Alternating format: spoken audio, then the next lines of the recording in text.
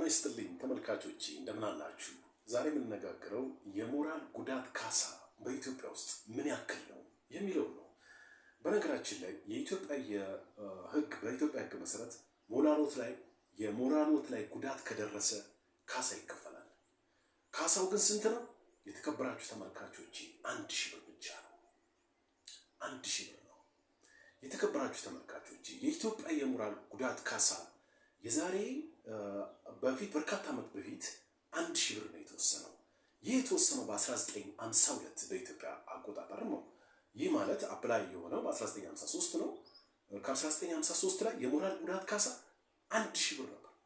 ክቡራን ተመልካቾች 1000 ብር በወቅቱ 2 ቪላ ቤት ይሰራ ነበር። 2 ቪላ ቤቶች ይሰራ ነበር።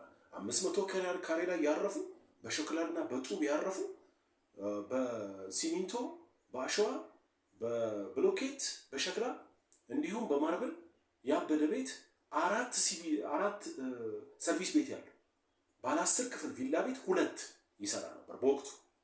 በወቅቱ ይሰራ ነበር። ይሄ ከጥናት ላይ የተገኘ ነው። በነገራችን ላይ በአሁኑ ሰዓት ይሄ 1000 ብር አልተሻሻለም። የተከበራችሁ ተመልካቾች ማንኛውም ሰው የሞራል ጉዳት ካሳ ሲደርስበት የሚከፈለው 1000 ብር ብቻ ነው። 1000 ብር። ይህ ግን ኤክሰፕሽን አለ። በእርግጥ በሚዲያ ላይ የወጣ ጉዳት የደረሰበት ከሆነ ከሚዲያ ጋር የተያዘ ከሶሻል ሚዲያ ወይም ከሚኒስትሪ ሚዲያ 100,000 ብር ተደርጎለታል።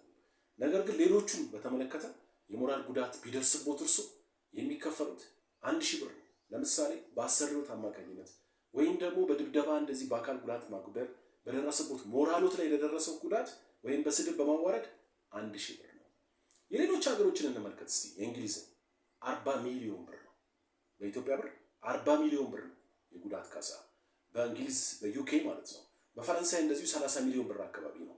በአሜሪካ ኮንዲሽኖች ይለያያሉ፣ ግን ስቲል እስከ 30 ሚሊዮን እስከ 40 ሚሊዮን ብር አካባቢ ነው የሚከፈለው ለሞራል ብቻ ለአካል ለደረሰቦት አይደለም፣ ለሞራሎት ለደረሰቦት። ለማንኛውም የኢትዮጵያ የሞራል ጉዳት ካሳ 1000 ብር ብቻ ነው። አሁንም ይህ እንደሚሻሻል ተስፋ እናደርጋለን።